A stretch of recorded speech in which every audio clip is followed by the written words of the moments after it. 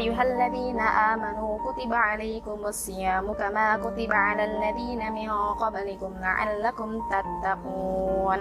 Shadaqallahul azim. Assalamualaikum warahmatullahi wabarakatuh. Alhamdulillahirabbil alamin, wassalatu wassalamu ala asrafil anbiya'i wal mursalin wa ala alihi wa ashabihi wa man tabi'ahum bi ihsani ila yaumiddin. Amma ba'du. Segala puji bagi Allah Subhanahu wa taala yang telah memberikan begitu banyak kasih sayangnya sehingga pada kali ini kita masih diberi kesempatan untuk bisa menjalankan ibadah puasa di bulan yang mulia, yakni bulan suci Ramadan. Salawat serta salam mari kita curahkan kepada suri tauladan kita Nabiullah Nabi Muhammad sallallahu alaihi wasallam beserta keluarga, sahabat, tabi'un tabi'in, dan juga tidak lupa untuk selalu berdoa kita sebagai umat beliau agar mendapatkan syafaatnya kelak di yaumil qiyamah. Amin ya rabbal alamin.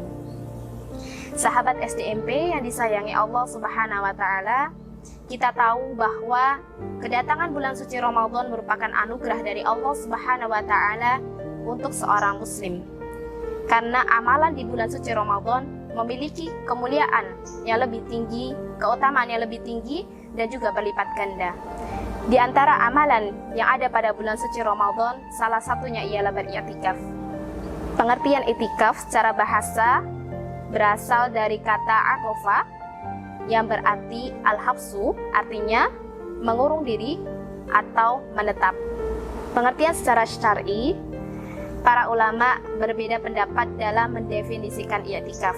Namun, secara umum dapat kita artikan i'tikaf ialah berdiam diri di dalam masjid untuk beribadah kepada Allah Subhanahu wa taala yang dilakukan oleh orang tertentu dengan cara tertentu. Sahabat SDMP yang disayangi Allah Subhanahu wa taala, lalu bagaimana hukum beriktikaf? Para ulama sepakat bahwa hukum beriktikaf ialah sunnah sebagaimana Rasulullah SAW bersabda yang artinya saya beriktikaf 10 hari di awal bulan suci Ramadan untuk mencari malam kemuliaan. Kemudian saya beriktikaf di 10 hari pertengahan bulan suci Ramadan. Lalu datang Jibril dan memberitakan bahwa malam kemuliaan terjadi pada 10 hari terakhir bulan suci Ramadan. Maka barang siapa yang ingin beriktikaf, hendaklah dia beriktikaf untuk mencari malam tersebut. Hadis riwayat Muslim. Hukum sunnah dalam beriktikaf akan menjadi wajib apabila seseorang telah bernazar. Semisal, ketika saya sembuh dari penyakit ini, saya bernazar akan beriktikaf selama 3 hari berturut-turut.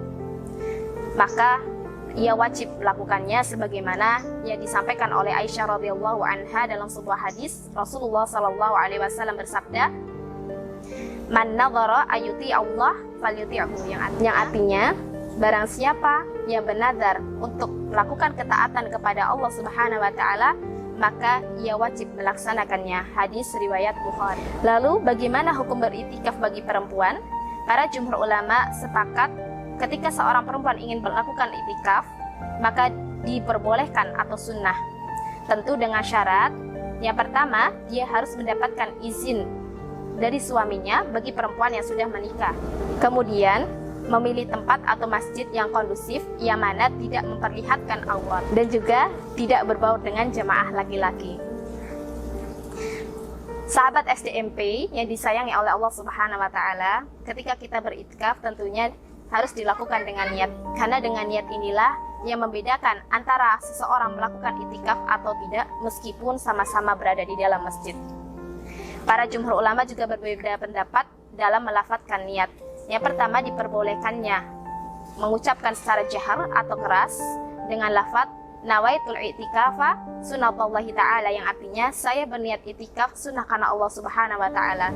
Begitu juga dengan seseorang yang telah bernazar untuk beriktikaf, maka dia melafadzkan niatnya dengan kata nawaitul i'tikafa faradullahi ta'ala, yang artinya saya berniat iktikaf wajib karena Allah Subhanahu wa taala. Yang kedua, ada pendapat ulama yang membolehkan mengucapkan niat di dalam hati. Adapun pelaksanaan iktikaf,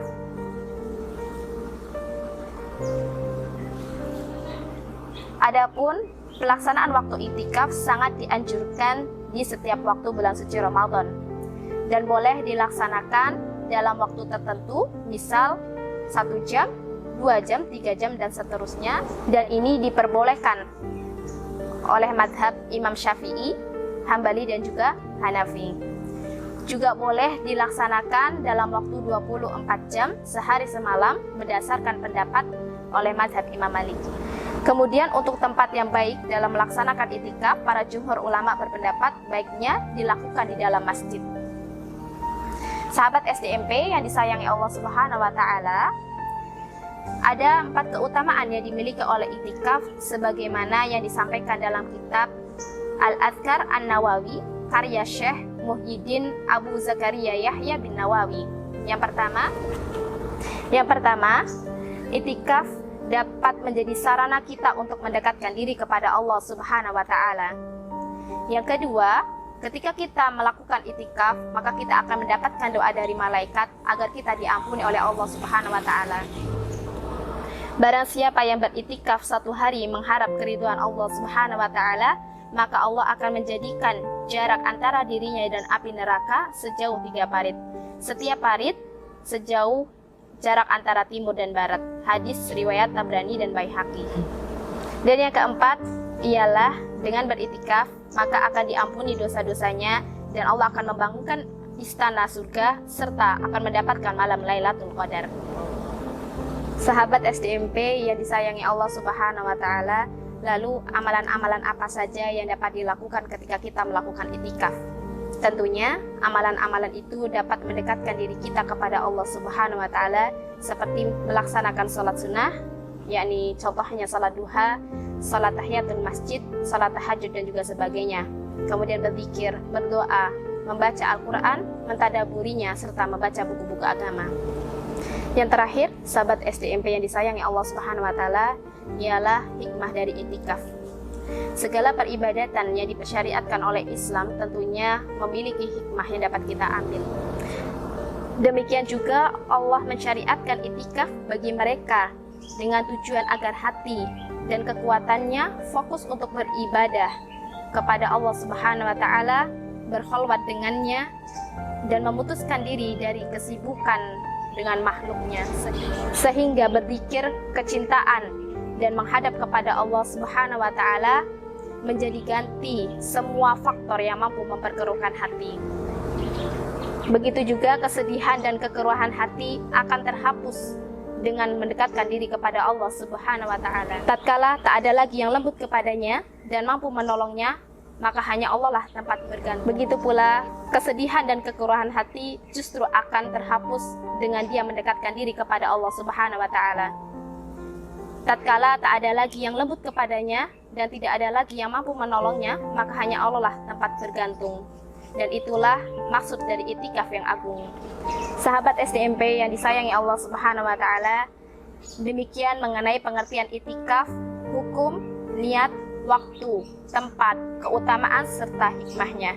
Semoga di malam 10 hari terakhir bulan Ramadan kali ini kita dapat memaksimalkan ibadah kita dan juga mendapatkan malam kemuliaan, yakni malam Lailatul Qadar. Sekian dari saya. Segala kelebihan datangnya dari Allah Subhanahu wa Ta'ala dan segala kekurangan datangnya dari pribadi saya. Aqulu qouli hada wastaghfirullah li wa lakum. Wassalamualaikum warahmatullahi wabarakatuh.